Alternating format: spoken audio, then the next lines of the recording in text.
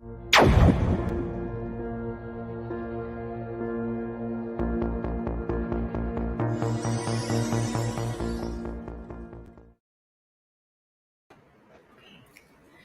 everybody. A very welcome to all viewers to this APO Top Talk, a series of discussions with very prominent leaders on the topics related to productivity.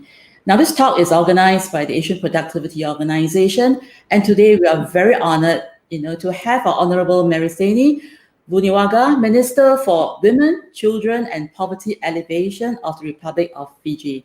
Now, my name is Chew Mok Lee. I'm actually the Assistant Chief Executive of Enterprise Singapore, and I'm also the APO Director for Singapore.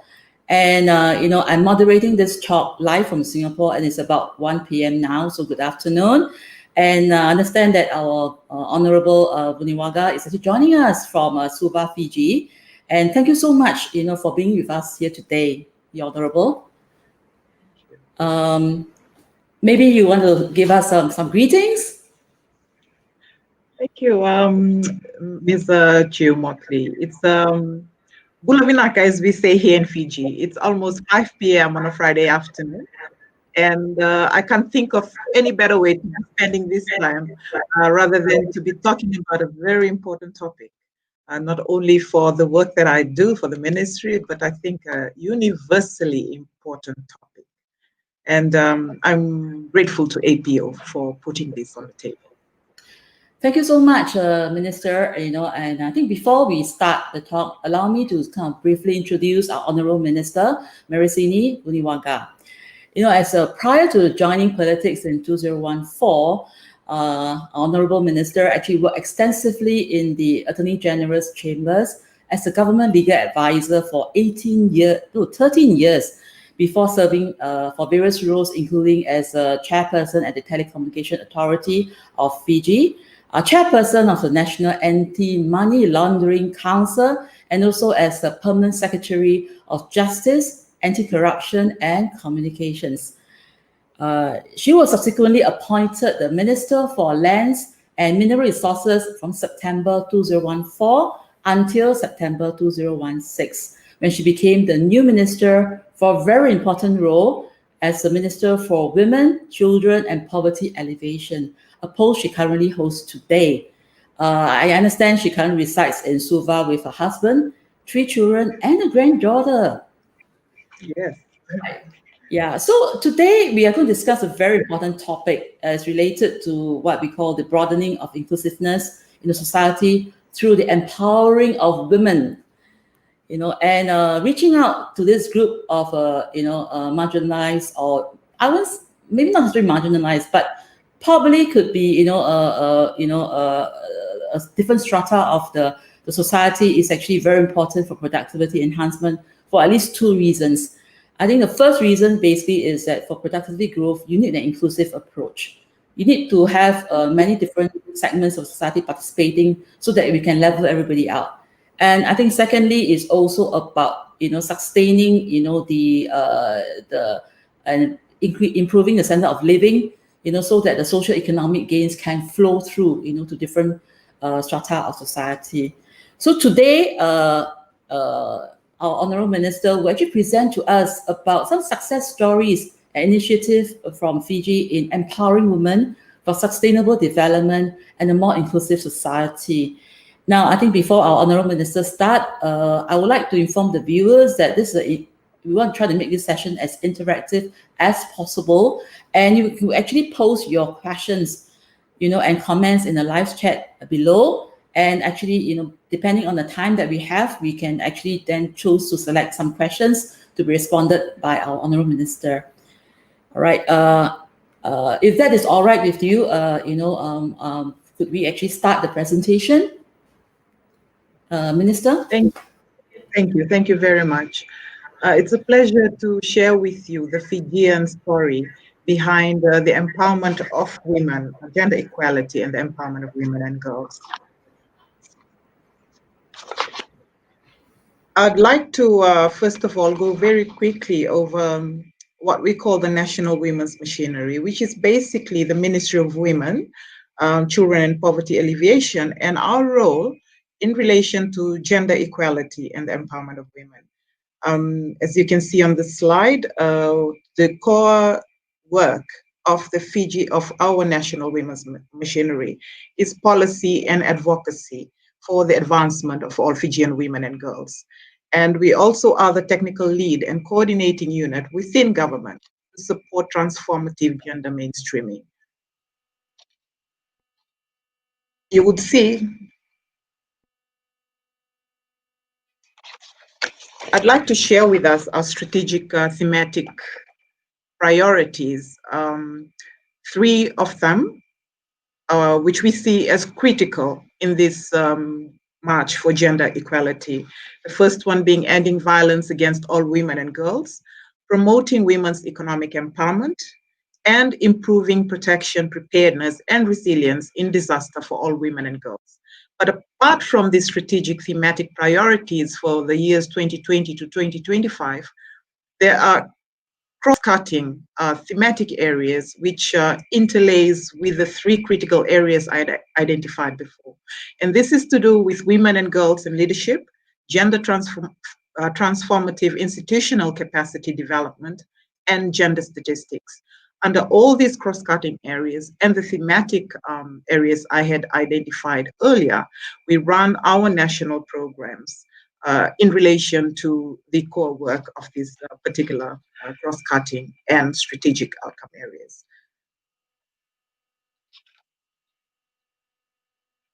I'd like to now share on the screen, you will see our strategic outcomes for women's economic empowerment. I've picked on this because it is very closely linked to the topic for the day. Number one, we have improved access and control over resources, assets, markets, decent and safe work individually or collectively for all women and girls. That is, to us, is very important if we are to realize this women's economic empowerment. We've got improved enabling environment for entrepreneurship for all women and girls, and a shift in perception within society on social norms and attitudes that limit women and girls' equal access and control over economic resources individually or collectively. So how do we define women's economic empowerment? We see women's economic empowerment as the process by which women increase their right to economic resources and power to make decisions that benefit themselves, their families, and their communities. We recognize that in order to advance women's economic empowerment, our work must address the intersections between women's economic empowerment, safety and discrimination, leadership and participation, disaster preparedness, and livelihoods. What we're basically saying is that women's economic empowerment cannot be addressed in isolation. There are other intersecting issues that affect women throughout their lives that will also need to be addressed collateral to the economic empowerment of women. And we've identified there some of the critical ones in relation to the safety and discrimination of women, leadership and participation, and disaster preparedness and livelihoods, particularly for vulnerable islands like ours here in Fiji.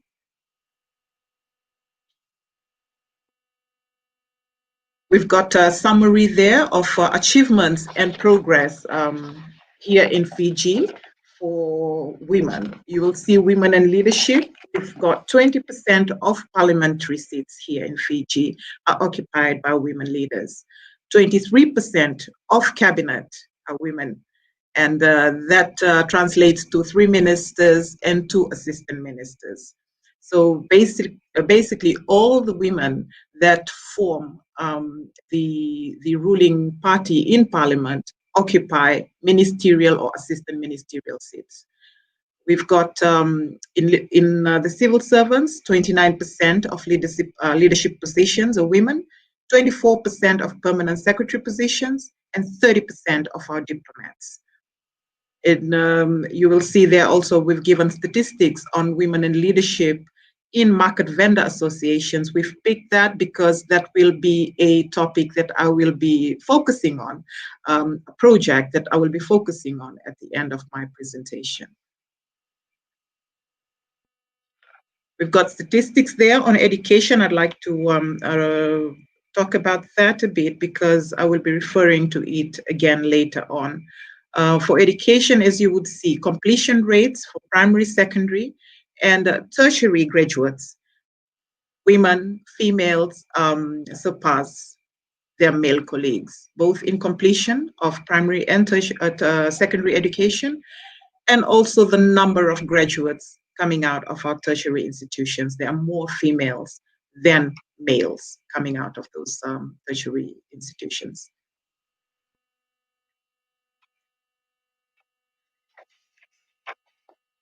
There again, a snapshot of some of the other achievements in the area of gender equality and the empowerment of women.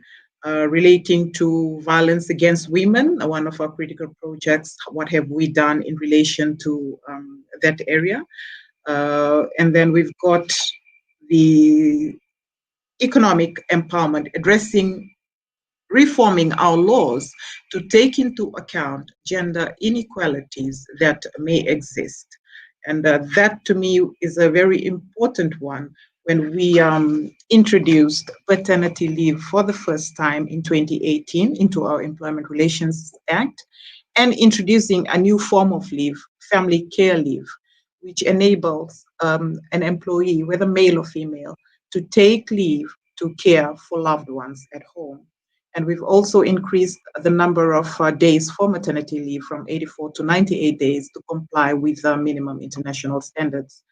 The another piece of law that we have reformed in 2018 is our Succession, Probate and Administration Act, which recognizes de facto relationships and giving women and men in de facto relationships the same rights as in relation to properties as they would if they were legally married.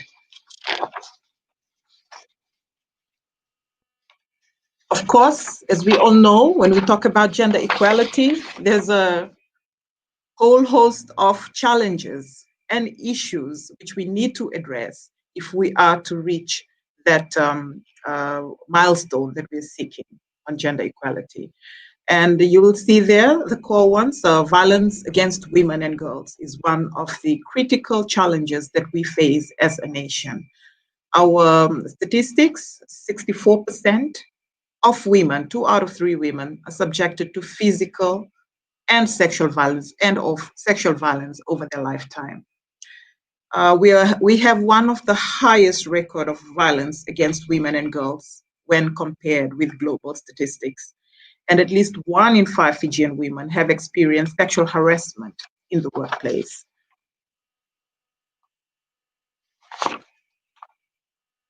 On women's economic empowerment, you'll see statistics in relation to the labor force participation, 76.4% for men, 37.4% for women. Unemployment rate, 2.9% for men, 7.8% for women. When we look at younger women between the ages of 15 to 34, participation rate is 33% compared to 67% for men. And a large number of women's economic participation is towards low-paying jobs within the precarious informal sector. And for 62% of lesbian, bisexual, and trans women and gender non-conforming people are also employed in precarious work. And if we look at business registration, only 19% of businesses are registered by women, and most of these are micro and small businesses.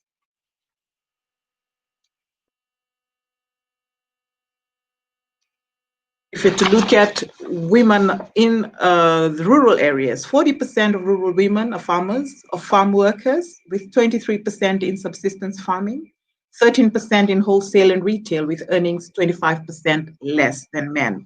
And on that note, I don't know if it's a coincidence, but today is our first International Day for Equal Pay. That's a huge milestone for us universally, but nationally, there are challenges and issues which I'm sure every nation in the world is addressing, continues to address in relation to equal pay for men and women. We've got statistics there on market vendors. 85% of our market vendors are women. I'd like to highlight this also in the context of the focus on markets for change programs, which I will be focusing on.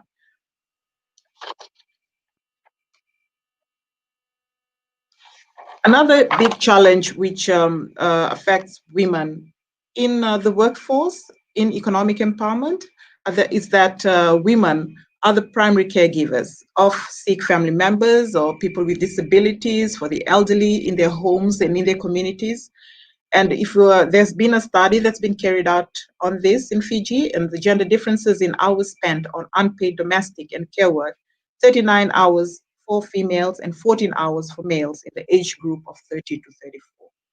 And if we're to look at superannuation, 52% of membership, of voluntary membership, is the males and 48% females. For compulsory membership, it stands at 59% males and 41% females. Here is a snapshot, the next two slides. It's a snapshot of a rapid gender analysis that was carried out during the COVID crisis. COVID hit us in Fiji around March, and a gender analysis was carried out by stakeholders, not only government, but non-government organizations as well, that have a stake in gender equality and the empowerment of women. You will see there the sectors that they looked at, and the important message that I just wanted to put in relation to the next two slides, this one and the next one, is the impact that COVID has had on our efforts towards gender equality. I think we can all agree that with the COVID pandemic that's hit us, the UN Secretary General has aptly called gender-based violence as the shadow pandemic. And that's one of them. And then we've got the impact on women within the economic sector. Most of the women here in Fiji that work in the sectors that have been hit hardest, like the tourism sector, they've lost their jobs. A lot of women have lost their jobs. And the garment industry has closed down, basically. And it's women that worked in those particular sectors. So the impact of COVID has had a disproportionate effect on women compared to men.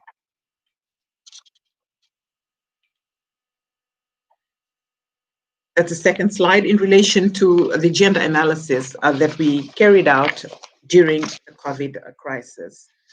My next slide is what I wanted to focus on a bit more, is the project of Markets for Change. This is an initiative that is supported by the governments of Australia and Canada in partnership with the government of Fiji, with the technical lead from UN Women. The Markets for Change initiative is implemented in 3 countries of the Pacific: Fiji, Solomon Islands, and Vanuatu. It's a 6-year project from 2014 to 2020 and aimed at ensuring that marketplaces in rural and urban areas are safe, inclusive, and non-discriminatory. How does it do that? It promotes gender equality and the social and economic empowerment of market vendors, most of whom are women, with specific attention to the needs and aspirations of women market vendors. The Markets for Change initiative has 4 outcomes: voice and participation, socioeconomic security, and gender responsive market management, which is accountable to women market vendors' needs, and physical infrastructure and operating systems improvement. What has the Market for Change achieved over the past 6 years? 12 market vendor associations formed with 3,588 market members. 85% of membership are women. 9 market vendor associations are led by women. Women occupy 50% of leadership roles in all market vendor associations. 12 marketplaces have benefited from infrastructure improvement. 8 accommodation centers have been built. for women. In this context, a lot of the markets that we have are in urban centers. And women who make up the majority of market vendors in Fiji travel from rural areas. And a lot of times they spend nights at the market, under the table where they sell their products from, the produce from, so they're able to finish off selling all their produce before they go back to their various villages. Now with the Markets for Change project and the construction of accommodation centers, these women are now able to have a safe place within the market premises to sleep and be able to sell off their produce throughout the week. As of December 2019, 80% of vendors had personal savings, and 85% of vendors opened a bank account in the last 5 years. But what I found really interesting is that 64% of vendors had purchased a significant business asset in the last 5 years. And out of this, 20% of them have bought land. And that is a huge achievement for women being empowered through Markets for Change initiative. 33% of vendors surveyed under the project had been able to start at least one additional business over the last 5 years. And improved infrastructure, market vendors are demonstrating an uptake in key skills in financial literacy. Local government and market management are increasingly including market vendor associations and women in consultative decision-making processes. Increased capacity of Market Vendors Association on planning, elections and governance, negotiations and conflict resolutions with farmers, councils and market management. It's basically an enhancement of including women in decision-making, in conflict resolution, in planning, in elections, in governance. So I would comfortably say that it's been a successful project in relation to empowering women to rise up to leadership positions in the sector that they work in.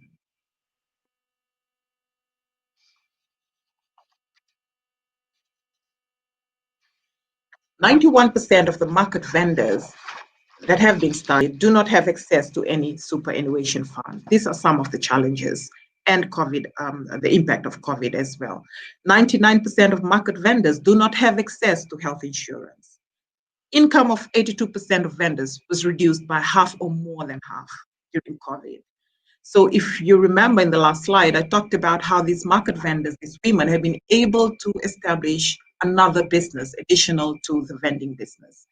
So in the context of COVID, with their market vending businesses being affected, these women have been made more resilient through the Markets for Change empowerment program.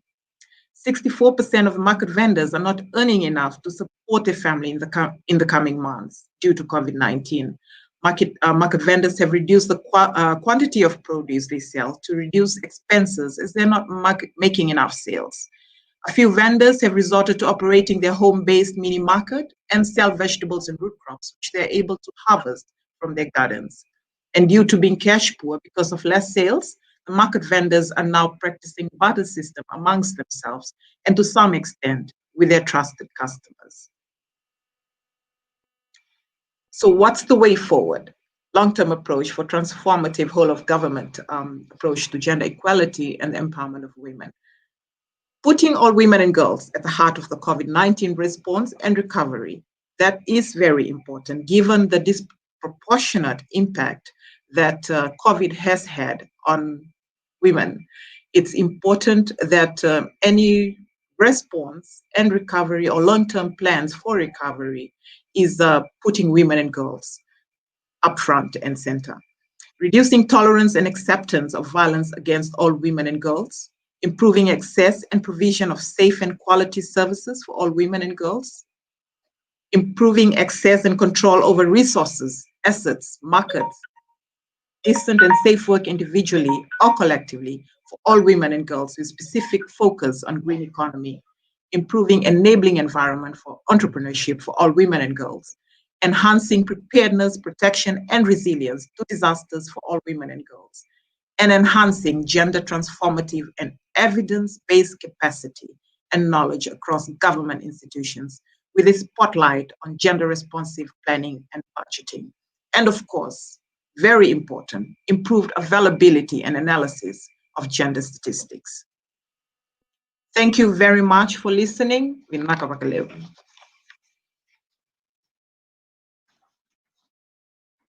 very insightful presentation, Honorable Vuniwaqa. I think there are some interesting points that you have raised. I think what I picked up was about gender equality and being having the equal contribution of men and women. It is important in the process of economic and societal advancement. And that in itself also maintains the quality of this advancement. I think the other point I picked up really was about this intersection of issues, which is really about, looking at, when you talk about women empowerment, it's not just economic front, but it's also the social front, and it's also basic things like, your literacy, your health of women, the violence and safety. And so that if these are not addressed, it's quite difficult to have this economic empowerment. All right. And I think there are many things that we're actually doing, and we need to also be quite careful about the possible emergence of new gender gaps that will result from technology disruptions, for example, that will result from pandemic like COVID, and be very aware that, such might emerge. That's actually not yet present. So it is it is really exciting, what you have just spoken to us. To all our viewers, I'm inviting you to leave any questions or comments for our Honourable Minister in the live chat below. But as you're doing that, maybe I would like to ask a couple of questions, if you don't mind. I think what I would like to know, and probably our viewers would like to know, is basically, what are the primary factors that are hindering women, from having this equal access, to the same economic opportunities as men, and what are the underlying causes, and basically what would be the cost to society, to the economy if we don't address these issues. Thank you. We all know that women and girls represent half of the world's population, and therefore also half of its potential. Unfortunately, there's still a long way to go to achieve full equality of rights and opportunities between men and women. It is of paramount importance to end the multiple forms of gender violence and secure equal access to quality education and health, economic resources, and participation in political life for women, for both women and girls, and men and boys. It is also essential to achieve equal opportunities in access to employment and to positions of leadership and decision-making at all levels. To me, gender equality, besides being a fundamental human right, is a critical point to achieve peaceful societies. And with full human potential and sustainable development. Indeed, if women had the same lifetime earnings and access to opportunities as men, global wealth could increase by $160 trillion.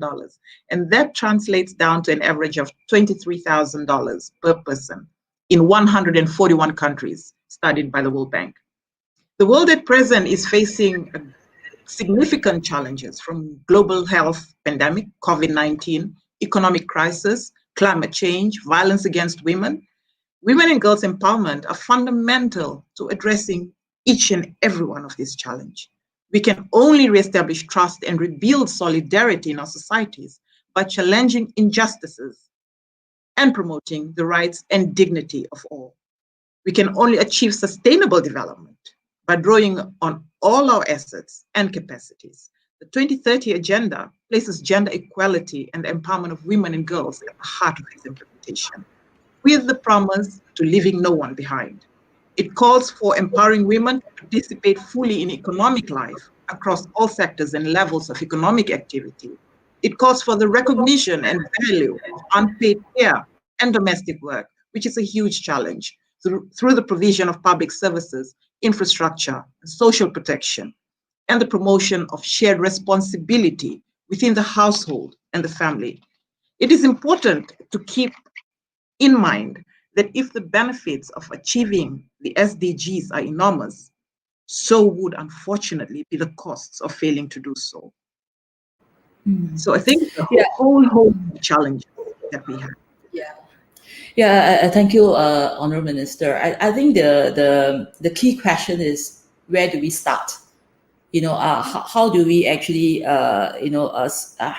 have a focused starting point, to make that change? Would you think is about education being the starting point, to actually look at how do we address this gender equality? Yeah. Thank you. I think education, upskilling, and reskilling over the life course, especially to keep pace with rapid technological and digital transformations affecting jobs, are critical for women's and girls' health and well-being, as well as their income generation opportunities and participation in the formal labor market. Increased educational attainment accounts for about 50% of the economic growth in OECD countries over the past 50 years. But for the majority of women and girls, significant gains in education have not translated into better labor market outcomes. If you remember in the presentation that I just made, to take Fiji as an example, we've got more women coming out of tertiary institutions. Over 50% of women, 53% are women coming out of tertiary institutions. But then it's a reverse when you look at labor force participation. There are more men in the labor force than women. I think that in itself tells a lot. To me, the scope of policy issues and factors that constitute women's economic empowerment can range from education, unpaid work, and access to decent work, social protection, access to assets and resources, to leadership and participation. These issues are further reinforced by wider structural conditions, such as social norms, legal and regulatory environment, labor market characteristics, and of course, climate change. I firmly believe that no one single fix will erase the entrenched and often unconscious systems of gender bias in our societies. There must be many fixes tailored to the specific conditions that prevail in each country. We shall also recognize that in order to advance women's economic empowerment, our work must also address the intersections between women's economic empowerment, safety and discrimination, leadership and participation, disaster preparedness, and livelihoods. I'd like to emphasize that women's economic empowerment includes women's ability to participate equally in existing markets, their access to and control over productive resources, access to decent work, control over their own lives, their own bodies, and increased voice and agency and meaningful participation in economic decision making at all levels, from the household to international institutions. That is absolutely critical. Thank you, Honorable Vuniwaqa. I think you raised a very good point, which is basically this is really a multifaceted issue, and there's not a one size fits all. And there's actually the need to integrate various parts of society, to support a cause like this, including the mindsets of employers, for example, who sometimes might feel that as a woman, you probably you will leave the workforce when you get married, and that's why and less likely to hire you, so on and so forth. So I mean, I think the point about it being a multifaceted problem, which is also a long term as a long-term issue that needs to be addressed, is very critical. Now, I have a couple of questions here, I want to pose to a minister. The first is actually from Mr. Kelvin Chan. He's actually from Singapore. And his question is this: why is women empowerment so important to the productive enhancement of Fiji? I think this is more an economic question. So what is your view on this? I think that women empowerment, why is it so important to the productivity enhancement of Fiji? Not only for Fiji, for every economy in the world. The empowerment of women is absolutely critical, because if we just for starters, we start off with the population of this country, reflected in every other country, reflected in the population of the whole world. If half of our population comprises of women. And if we are not utilizing that asset, that resource fully to its potential, then we are really lagging behind a lot as a nation. We're not achieving all that we can. That's at its very simplest term. Why it's important to the productivity enhancement of Fiji. And then if we're to talk about the sectors that drive our economy, here in Fiji, tourism, take tourism for example. A lot of women work in the tourism industry. We all know that if we take into account the types of jobs that a lot of women occupy in our different economies. For Fiji, for example, I give the example of the garment industry here in Fiji is basically driven by women. It's women who work in the garment industry. And with it closing down, these women have lost their jobs. So if we're to look at critical industries in all our economies, a major proportion of those who work in these industries are women. So if we are not empowering these women, they may be coming out to work but have to face the intersectional challenges that they do in their social lives. They will not be able to fully input all that they can into the work that they do, which is why the empowerment of women has to be a holistic addressing of issues that affect women's lives, health, cultural norms, just sharing of work at home. Working woman that has a sick baby will not be coming to work, and there's an economic cost to that. A working woman that faces gender-based violence will be hiding away from her colleagues, will be hiding herself in her house and not being productive in the place of work. Why? Because of that's an empowerment of women issue. If we're not empowering women in relation to violence against women and girls, then our productivity is affected. All this whole host of challenges and issues that I'd highlighted previously, which is why economic empowerment of women, the role that it plays in the productivity of the nation is absolutely critical. Thank you, Minister. I agree with you, in the sense that women, if they occupy half the workforce, naturally their productivity will contribute towards overall productivity. Earlier you mentioned about COVID having an impact quite a lot on the women, whether it's the workforce or the family. I have a question here from Patty from Philippines, and she wants to know what are the new responses or interventions that your government is taking to mitigate the impact of the pandemic on women? Thank you. As I had stated during my presentation, when COVID hit us, there was a rapid assessment made on how has COVID impacted women, Fijian women. They came up with a report that identified key recommendations that's not only being used by government, by the National Women's Machinery in looking at current programs and strategic direction, but also by the non-government organizations that work in the area of gender equality and empowerment. For Fiji, during the COVID response, prior to our budget year runs from the 1st of August to the end of July. And there's a package that government has introduced to assist all workers that have lost their jobs due to COVID. It's a financial package in conjunction with our superannuation fund. So for women that have lost their jobs due to COVID, they have access to this financial package. But apart from that, there's also been a grant given by government, loans. It's not a grant, it's loans, very low interest loans to those wishing to start small businesses. One thing we've seen in relation to COVID, for those that have lost jobs, there's a lot of transition into micro and small businesses. And to ease that transition, the provision of this very low interest loan by government, where there's no need to repay within the first year of operations, is available. And I've been told that at least 50% of those who have received the loan, who have been earmarked for the loan, are women.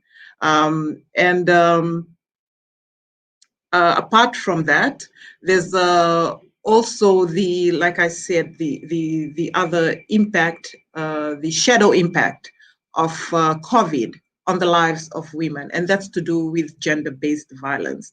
I'm encouraged to see that there's been an increase in activities from the non-government sector that have had a stake in this area over the past years in programming around that particular issue. Apart from that, also in the ministry, we oversee the social protection net for government, and a lot of our beneficiaries are women who continue to receive social protection even in the COVID context. And due to COVID, there's been a top up that was funded by DFAT, the Australian government, for 2 months, where our beneficiaries for 3 of our biggest programs have received extra money for 2 months as a COVID response. Thank you, Minister, for the comprehensive response. I can see that Fiji has actually thought through all these initiatives and make deliberate efforts to support the women during this period. A follow-up question from Patty is usually about, during this period, for example, women may have to take more unpaid leave to take care of family members, and how would that actually create additional roadblock?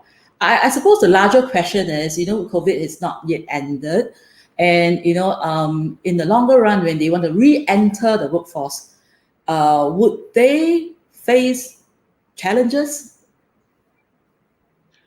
I think for unpaid care work has always been a challenge for the meaningful participation of women in the workforce. And this is even outside of COVID. Before COVID came, unpaid care work has always been an issue for the advancement and empowerment of women in the workforce. How do you address this? For us here, I also said this in my presentation about the introduction of paternity leave, of the introduction of family care leave, where women and men can also take leave, but specifically for looking after their loved ones at home. That's a new initiative for us, and I think it goes directly to recognizing the role of women in the unpaid care economy. But yes, unpaid care economy, our role in the unpaid care economy has always been a barrier to meaningful participation in the workforce.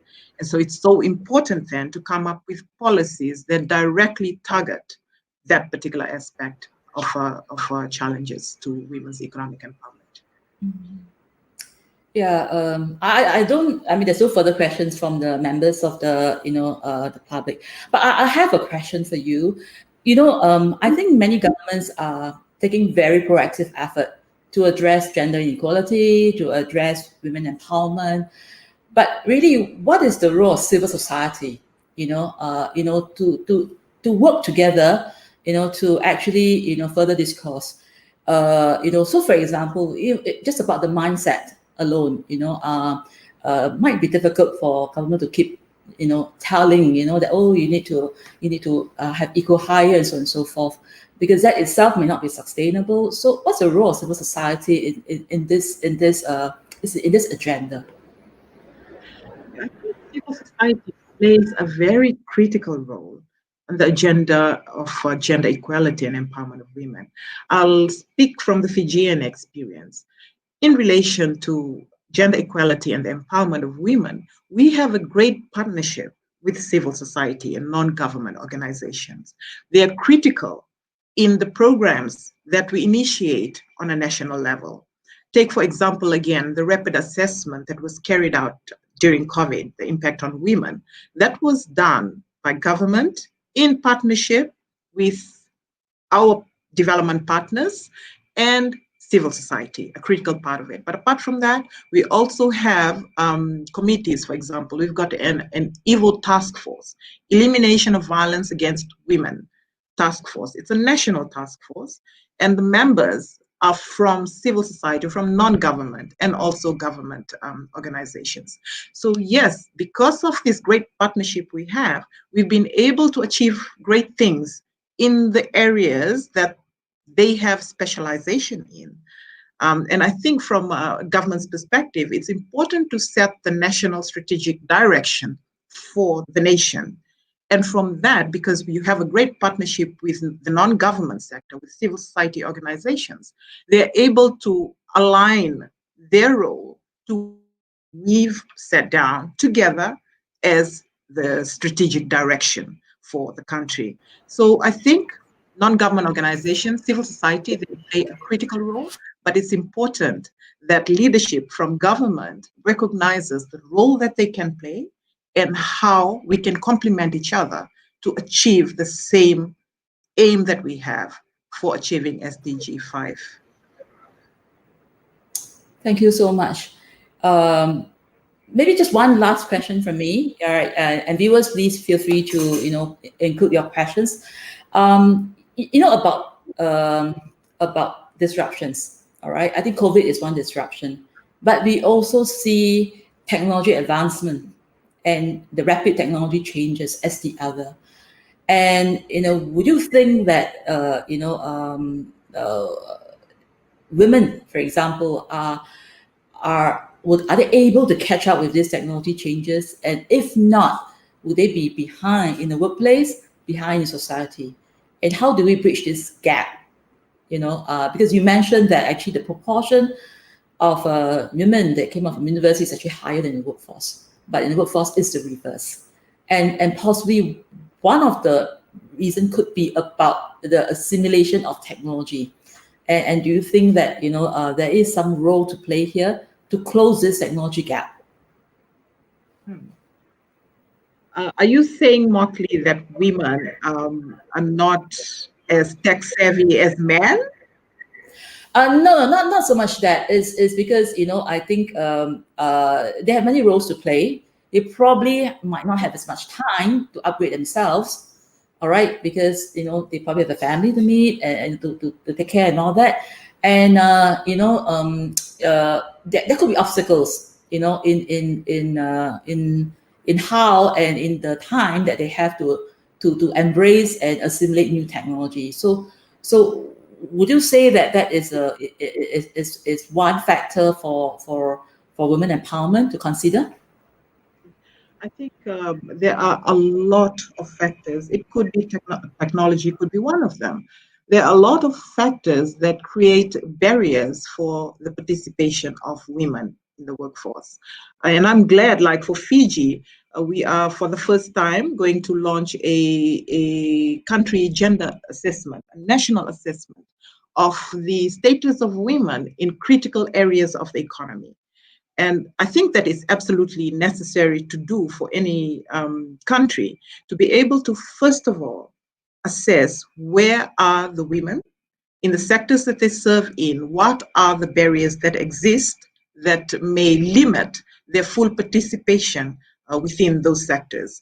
In short, closing the gender gap, if we are to close the gender gap, we must first of all close the data gap, studying what are the barriers that stop women from fully participating in the economy. Technology is important. I had said this in the context of the first question you asked, Mok Lee, the need to be aware of and to be able to align ourselves and our capacities with the transformation, with technological transformations that we are going through. That's absolutely necessary. How do we address that? How do we close the gap, if there is one? You've brought up the issue of education. If a proper assessment is made and is seen that technology is indeed a drawback for women in the workplace, then we must similarly answer through policy changes, through programs that specifically target that particular barrier. I can't say that that would be the case here in Fiji because we've never had a study in relation to that. But yeah, those are my thoughts on that. Yeah, thank you, Minister. I have another question here from Patty again, from Philippines. It's a technical-ish question, and she wanted to know if one of the initiative of Fiji, in the collection analysis of gender statistics, does this include actually measuring hours of work between men and women? So basically, what's the data that's actually collected? I spoke about the national country gender assessment. We are just starting now. It's preliminary work that's been done, just an inception report. We hope to have a report by August next year. It's going to take that long. So it's working very closely with our Bureau of Statistics on this, and it will cover 8 pillars, I'm told. Sectors of the economy that is seen as critical to the empowerment of women. I think it's a very important question that's been raised here in relation to the collection of gender statistics. That it's very simple. Statistics that adequately reflect the lived realities of women and men, girls and boys, gender statistics for short. They are indispensable tools for developing evidence-based policies and solutions to achieve gender equality and the empowerment of women. Such stats, which include but are not limited to sex disaggregated data, they shed light on areas where progress is made, provide evidence of what works, and reveal gaps where further efforts are needed. In short, if we want to close the gender gap, we must first close the data gap. Right. Yeah. Thank you so much. I think Honorable Vuniwaqa, it really has been an insightful session for me, and your very valuable sharing, of what the Fiji government and the civil society in Fiji is actually doing to actually advance this women empowerment cause and the gender equality. I believe that many countries can learn from your experience, and and the message that you share are really beneficial to us all. Kind of to close off, perhaps maybe you want to conclude this session with some final messages to the viewers, to actually sort of give them some nuggets, that is actually going to be useful in this area.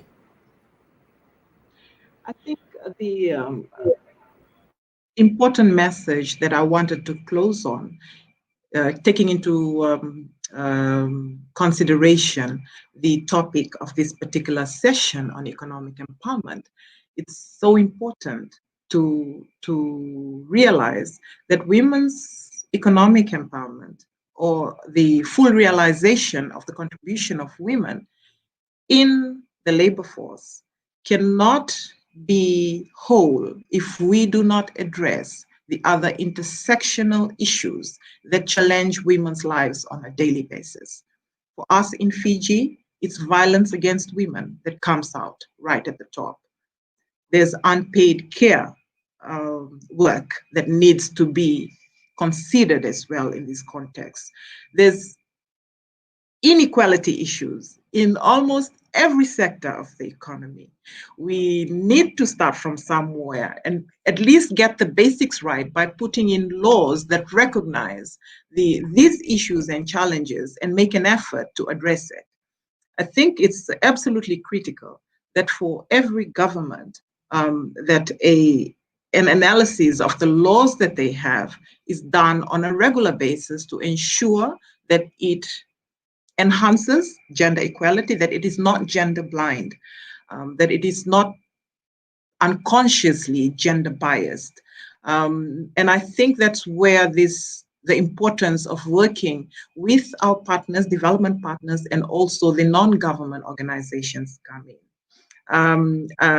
Take this opportunity as well to again thank APO for putting such an important topic up for discussion on this Friday afternoon.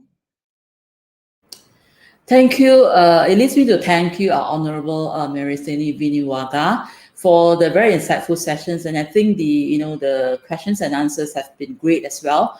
And together with the viewers, we really wished you the very best in this journey. And it's a great model for us to learn from. Thank you so much. Thank you.